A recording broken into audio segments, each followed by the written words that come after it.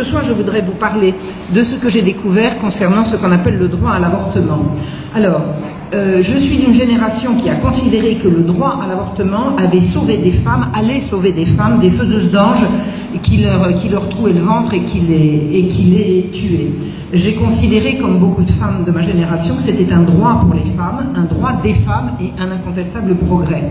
Je voudrais rappeler qu'en 1971, 340 femmes ont affirmé publiquement avoir avorté, et derrière Simone de Beauvoir, elles ont affirmé 1 million de femmes se font avorter chaque année en France. Elles le font dans des conditions dangereuses en raison de la clandestinité à laquelle elles sont condamnées, alors que cette opération pratiquée sous contrôle médical est des plus simples. On a appelé ces femmes, ces 343 femmes, les 343 salopes.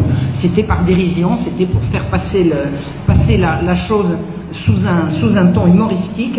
Et 4 ans après cet appel des 343 salopes, la loi Veil dépénalisait l'avortement qui pouvait être pratiqué dès la 10e semaine de grossesse. Je voudrais rappeler que le 26 novembre 1974, Simone Veil, qui portait ce projet de légalisation de l'avortement, a déclaré « Je vous demande vraiment toute votre attention, ce qui va suivre est très important ». Simone Veil a dit « Je le dis avec toute ma conviction, l'avortement doit rester l'exception, l'ultime recours pour des situations sans issue. Mais comment le tolérer sans qu'il perde ce caractère d'exception, sans que la société paraisse l'encourager ? Je voudrais tout d'abord vous faire partager une conviction de femme. Je m'excuse de le faire devant cette assemblée presque exclusivement composée d'hommes. Aucune femme ne recourt de gaieté de cœur à l'avortement. Il suffit d'écouter les femmes. » Voilà ce que disait Simone Veil, vraisemblablement, il n'y a pas de raison d'en douter, en son âme et conscience, en 1974. Il paraît qu'au Japon, on m'a donné cette information dont je ne connais pas la source, mais on pourrait éventuellement vérifier, quand une femme jadis subissait une fausse couche, elle organisait une cérémonie funéraire et portait le deuil. Maintenant, regardons ce qui s'est passé avec cette libéralisation de l'avortement. En 1989, on a autorisé l'avortement médicamenteux, on appelle ça IVG médicamenteuse, à l'hôpital. Le délai est passé de 10 à 12 semaines par Martine Aubry.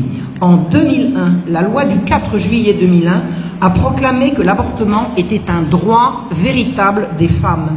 En 2004, l'IVG médicamenteuse a été possible en médecine de ville.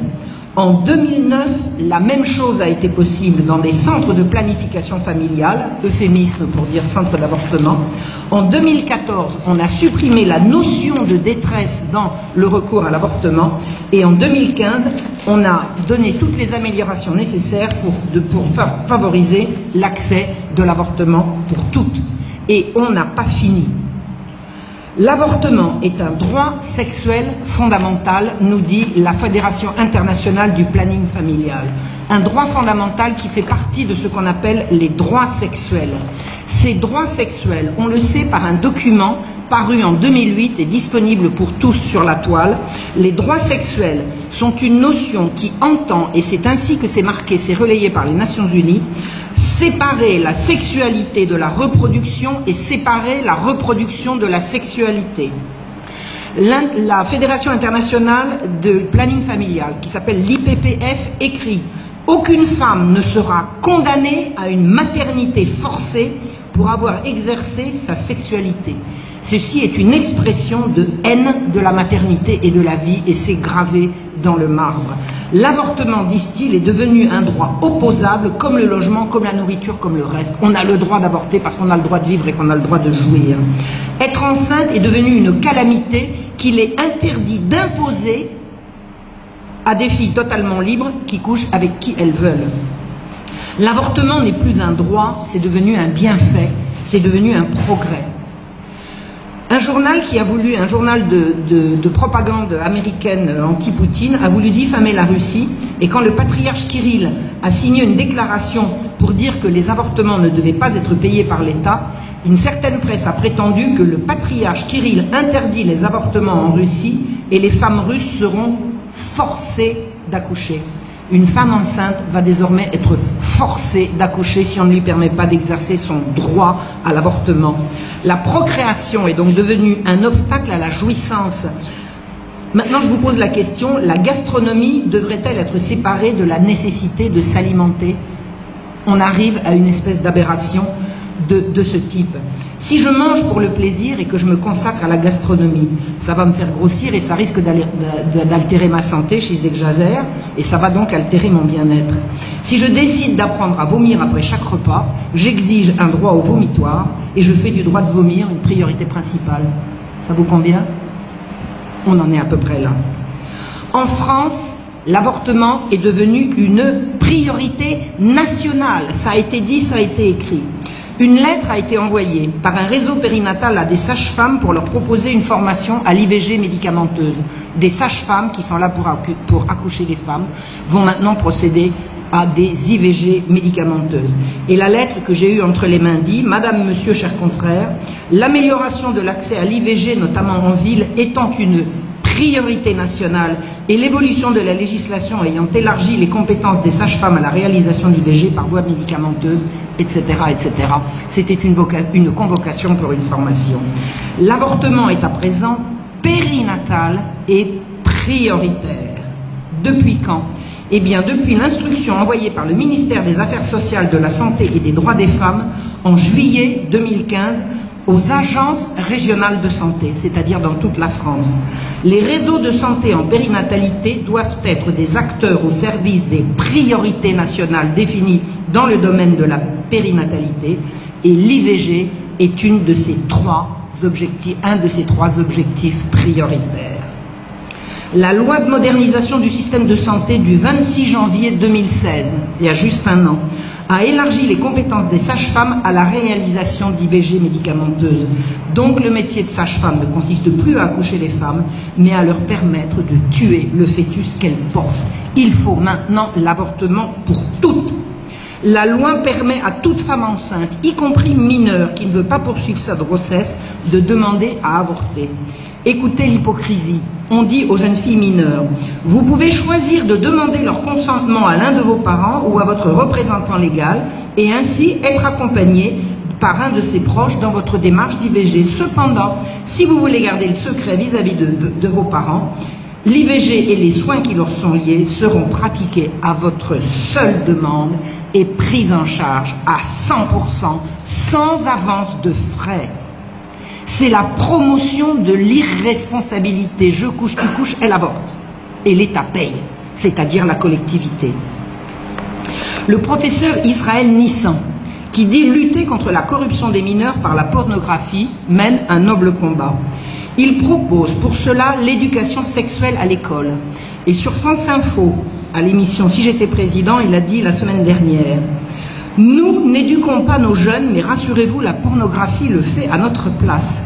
Tous les pays autour de nous le font sans tabou, c'est-à-dire qu'à l'âge de 4 ans, on apprend le respect de soi-même, à l'âge de 6 ans, on apprend mon corps est à moi, on n'appartient pas à ses parents, les parents ne peuvent pas toucher votre corps quand ils vous donnent le bain.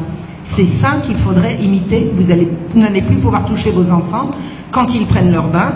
Rassurez-vous, c'est pas à vous qu'on va l'interdire, on va apprendre à vos enfants à vous le refuser et on leur apprendra à l'école. Le professeur Nizan poursuit, à l'âge de 8 ans, on apprend le respect de l'autre, tout ceci est fait par des maîtres ayant une formation pour cela, comme c'est fait dans les pays voisins. Et à l'âge de 11-12 ans, avec des intervenants extérieurs, on apprend ce qu'est la sexualité, comment on peut se protéger des écueils de la sexualité en début de vie sexuelle, que ce soit les grossesses non prévues ou les affections sexuellement transmissibles. On nous promeut pour les 11-12 ans l'idée qu'on va apprendre aux jeunes à avoir des relations sexuelles sans risquer des grossesses, et quand on aura des grossesses, malgré tout, vous avez compris par quelle case cela passera. Notons au passage que ce que se dit le professeur Nizan, c'est les enfants n'y appartiennent pas à leurs parents qui n'auront plus le droit de les toucher, et on va inculquer ça aux bambins à l'école. Mais qui va l'inculquer aux bambins? Eh bien, l'école fournira une éducation à la sexualité et non plus une éducation sexuelle. Les enseignants devront donc se former, parce qu'un professeur de sciences naturelles, un professeur de mathématiques ou un professeur de littérature n'a pas la formation nécessaire pour faire de l'éducation à la sexualité ni d'éducation sexuelle. Donc il faut former les professeurs. Si on veut imposer l'éducation sexuelle à l'école, il faudra donc former les enseignants. Eh bien, le ministère a prévu pour eux que l'acquisition de compétences et d'actions de formation sur la culture de l'égalité entre les femmes et les hommes, parce que ça, bon, ça c'est sous-tendu, l'éducation sexuelle, c'est d'abord l'égalité entre les femmes et les hommes. Je ne sais pas à quel moment on va pouvoir imposer que les hommes aient également le droit à l'avortement, mais enfin pour l'instant on n'en est pas encore là, mais on s'en approche. Donc l'acquisition de compétences et d'actions de formation sur la culture de l'égalité entre les femmes et les hommes, mais aussi sur l'éducation à la santé. Alors la santé, c'est la santé sexuelle telle qu'elle est comprise par ces fous. Et qui va donc dispenser ces formations en direction des maîtres? Eh bien, ce sont des centres de planification et d'éducation familiale, les CPEF, ou bien des établissements d'information, de consultation et de conseil familial, EICCF. Donc deux associations de promotion de la santé et du bien-être familial en direction des maîtres. Ces deux établissements sont donc compétents en matière de planification familiale, d'éducation familiale et de conseil familial, bref, à des choses qui ont à voir avec la famille. Eh bien, le mensonge est énorme parce que ces deux organismes, quand vous cliquez leurs mots, leur nom sur Internet, vous rentrez directement dans le site ivg.gouv.fr, le site du ministère de la Santé dédié à l'avortement, tout l'avortement, rien que l'avortement, la promotion de l'avortement sous toutes ses formes. Aujourd'hui, à titre tout à fait officiel, planifier, éduquer et conseiller une famille consiste à tuer les bébés à naître. L'éducation sexuelle à l'école est devenue l'éducation à la sexualité, c'est-à-dire comprendre comme l'éducation à la jouissance, présentée comme un but en soi et un signe de bonne santé. L'avortement est effectivement devenu la solution pour les conséquences d'une sexualité désacralisée, débridée, séparée non seulement de la reproduction, mais également de la personne, de sa liberté, de ses choix de vie. Une sexualité ramenée à la seule recherche de la jouissance immédiate par tous les moyens possibles. C'est la révolution sexuelle qui a été voulue par les eugénistes de Margaret Sanger et les pédocriminels d'Alfred Kinsey et de tous leurs successeurs. Une génération complète a été brisée, la mienne, les autres ont suivi, mais la première c'est la mienne.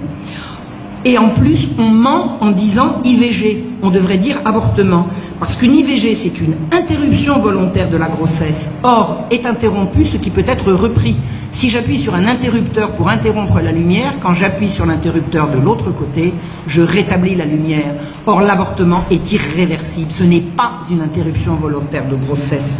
C'est un meurtre. C'est une fin de grossesse, une fin définitive, et ça n'est pas une interruption. Donc l'IVG est un euphémisme mensonger. L'énoncé des droits sexuels dont je vous ai parlé parle également des droits reproductifs. On dit les droits sexuels et reproductifs. Or, nulle part dans ces droits sexuels n'est inscrit le droit de donner la vie et de faire des bébés. Nulle part il n'est inscrit dans cette déclaration d'offrir aux jeunes filles et aux femmes qui se retrouvent enceintes sans l'avoir voulu de mener à terme leur grossesse et de les aider à élever leur enfant. Cette solution est d'emblée exclue. La fille qui couche, qui n'a pas voulu être enceinte et qui se retrouve enceinte n'a pas d'autre perspective que de passer par la case avortement. Pire, dénoncer ces droits comme relevant d'une culture de mort va bientôt peut-être relever du pénal. Laurence Rossignol, encore ministre des familles. Avant on était ministre de la famille, maintenant on est ministre des familles. Vous avez compris ce qui est arrivé pour changer l'appellation. Donc, des familles, de l'enfance et des droits des femmes veut élargir le délit d'entrave à l'IVG au site internet qui diffuse des informations biaisées, disent-ils, sur l'avortement dans le but de dissuader les femmes d'y recourir. Il va tomber sous le coup de la loi de dire aux filles d'attendre l'amour pour faire l'amour. Qui promeut l'avortement depuis des décennies? Le planning familial. Et qui est le planning familial? À l'origine du planning familial, une américaine, Margaret Sanger, militante eugéniste. Petit florilège de ses déclarations. En 1920, elle déclarait « L'acte le plus charitable qu'une famille nombreuse puisse faire pour l'un de ses enfants en bas âge, c'est de le tuer. » On ne parle pas d'avortement, là on parle d'infanticide. En 1922, elle écrit « Les services de maternité pour les femmes des taudis sont nuisibles à la société et à la race. La charité ne fera que prolonger la misère des inaptes. » Et en 1934, elle déclarait « Aucune femme et aucun homme n'aura le droit de devenir parent sans un permis de parenté. » Ça, c'est les lendemains qui chantent, qui étaient préparés par Margaret Sanger, fondatrice et inspiratrice du planning familial. En 1956, en France, un certain Pierre Simon, franc-maçon, par choix évidemment, il n'est pas tombé dedans quand il était petit, il en a fait le choix, s'est inspiré de Margaret Sanger et il a fondé Maternité Heureuse, la branche française du planning familial international, qui a été subventionnée par la fondation Rockefeller, comme l'a été Alfred Kinsey. Au sein du planning familial français, un autre franc-maçon de la Grande Loge, Richard Dupuis, et Daniel Meyer de la Ligue des droits de l'homme. Pierre Simon a publié, après mai 68, un rapport, dit rapport Simon, sur le modèle du rapport Kinsey qui voulait changer les mœurs. Le rapport consiste à publier un état des lieux des pratiques intimes des gens pour faire changer les pratiques de ceux qui ne vont pas s'y reconnaître.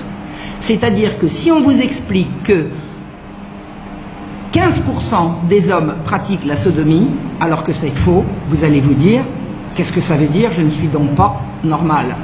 Eh bien, ne riez pas, c'est comme ça que ça s'est fait. Le rapport Simon avait comme but de changer les mœurs. Ils ont voulu faire d'abord changer la loi de 1920 qui interdisait l'avortement, ainsi que l'utilisation et la diffusion de tout moyen contraceptif en France. En 1960, Maternité Heureuse est devenu le mouvement français pour le planning familial, et dit le planning familial qui a adhéré à l'IPPF. Donc le planning familial français fait partie de la même fédération que l'IPPF, dont je vous ai fait un tout petit florilège des abominations qu'il publie. Et Pierre Simon a déclaré la mise en place de l'éducation sexuelle à l'école, qui sera décidée ensuite par le ministère de la Santé. Donc c'est bien le planning familial qui est à l'origine de la sexualisation des enfants à l'école et de cette promotion de l'avortement. En juillet 2015, des journalistes ont piégé aux États-Unis le docteur Deborah Nakutola de l'IPP américain. Ces gens se sont fait passer pour des chercheurs qui voulaient acheter des organes fétaux, et le docteur Nukatola leur a expliqué tous les détails du prélèvement par vivisection sur des fœtus presque à terme. Le docteur Nukatola estime à $500 ce que chaque avortement rapporte au planning familial américain, qui est riche à millions. Indignés, des associations pro-vie ont demandé le gel des subventions publiques au planning familial américain. Barack Obama s'y est opposé. Alors, dans l'intervalle, un certain Donald Trump a été élu et lui a dit qu'il voulait remettre de l'ordre, et je crois qu'il a pressenti pour le ministère de la Justice un partisan pro-vie, donc qui allait remettre en cause toute cette politique. Mais sous la présidence Obama, la procureure qui a été chargée de l'enquête, qui a immédiatement été déclenchée après cette interview scandaleuse, s'appelle Lauren Reading. Elle était membre du bureau du planning familial américain. C'est un cas typique de conflit d'intérêts qui justifiait qu'on récuse la juge. Eh bien, elle n'a pas été récusée et les subventions publiques ont continué de pleuvoir sur le planning familial américain. Cécile Richards, qui est la PDG du planning familial américain. Alors PDG comme une entreprise, planning familial, ça pourrait prétendre être une association qui vient au secours des femmes, pas du tout, c'est une entreprise. Et elle perçoit, Cécile Richards, $590 000 par an. Mais 87% de ses salariés touchent plus de $100 000, 37% d'entre eux touchent $200 000 par an, et 13% $300 000 par an. C'est-à-dire que l'avortement est une affaire qui rapporte beaucoup d'argent. La folie déclenchée par cette généralisation de l'avortement a fait qu'une philosophe qui s'appelle Dr Francesca Minerva a écrit en 2012, avec une candeur absolument scandaleuse, mais absolument authentique en même temps, qu'elle est philosophe, donc elle produisait de la philosophie. Elle a écrit « Les médecins devraient pouvoir tuer des nouveau-nés qui n'ont pas de droit moral à la vie s'ils n'ont pas été désirés. » Des nouveau-nés. C'est-à-dire qu'une philosophe s'est permis de promouvoir l'infanticide, pas la destruction d'un fœtus à naître, mais d'un enfant déjà né. Il y a bien sûr une levée de bouclier. Cette malheureuse docteure Francesca Minerva a été épouvantée de voir les menaces de mort qu'elle a déclenchées. Elle a dit, mais enfin écoutez, je ne sais pas, c'était juste une idée, j'ai juste écrit ça comme ça. Eh bien oui, c'est toujours comme ça que ça commence. Ça commence juste par une idée qui a été écrite, et ensuite les choses suivent leur cours. Je voudrais rappeler également, il y a beaucoup de gens qui le savent, mais je voudrais le rappeler, que le collagène qu'on met sur le visage pour avoir des crèmes de beauté, si c'est un collagène humain, c'est celui qui va donner la plus belle crème et la crème la plus efficace. Et le collagène humain, c'est sur les fœtus qu'on en trouve. Alors, écoutez un extrait d'un article que j'ai tiré du Parisien du 16 avril 2010. Je cite « Fabriqué en Suisse et lancé il y a quelques mois en toute discrétion aux États-Unis, Neocutis, la première crème anti-rides à base de fœtus humain, est depuis quelques jours au centre d'une grosse polémique. Les précieuses cellules ont en effet été obtenues à la suite d'un avortement, ce qui provoque les foudres des associations catholiques pro-life américaines, mais aussi européennes. Car si ce produit n'est pas autorisé à la vente en Europe, on peut facilement se le procurer via le web, la toile, moyennant 90 €. Il se trouve qu'une patiente qui avait avorté nous a fait don de quelques cellules de peau sur son fœtus, explique Frédéric Cohn, le fabricant de Neocutis. Ensuite, nous avons reproduit ces cellules en laboratoire afin de faire nos crèmes et en aucun cas nous n'encourageons l'avortement. Voilà, merci, donc tout va bien.